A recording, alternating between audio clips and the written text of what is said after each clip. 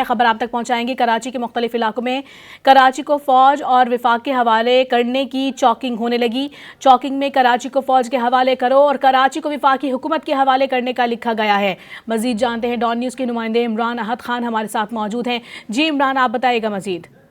دیکھیے، بالکل تھانے گل پلازا کے بعد شہر کے مختلف علاقوں میں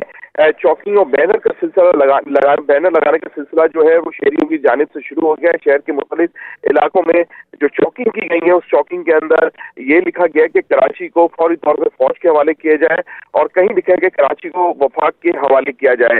شہر کے مختلف علاقے ہیں جس میں ملیر ہے، شاہ فیصل کالونی ہے، لانڈی ہے، کورنگی ہے، رنچو لائن ہے، بلدیہ ٹاؤن، اورنگی ٹاؤن، ناظم آباد، نو تازہ آباد، لیاقت آباد، پاک کالونی سمیت یہ شہر کے مختلف علاقوں ہیں جہاں پہ یہ اچانک یہ چوکنگ کی گئی ہے اور وہاں پہ اہلیان کراچی کی جانب سے ہی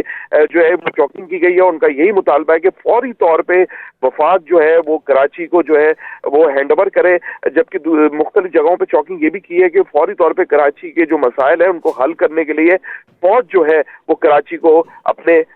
حوالے فوری طور پہ کراچی کو اپنے حوالے لے لے۔ مگر اس کے علاوہ ہم دیکھ رہے ہیں کہ شہر میں مختلف علاقے جس میں شارع فیصل جو ہے مین شارع ہے، وہاں پر بھی ہم دیکھ رہے ہیں کہ وہاں پر بھی بینرز لگائے گئے ہیں بڑے بڑے، جس پہ یہ واضح طور پہ لکھا گیا ہے کہ وفاقی حکومت جو ہے وہ کراچی کو اپنے کنٹرول میں ہے اور کراچی کے جو مسائل ہیں جس میں روڈ کے مسئلے ہیں، جس میں سیوریج کا ایشو ہے، پانی کا ایشو ہے اور خاص طور پہ جو صانعات ہو رہے ہیں ان کو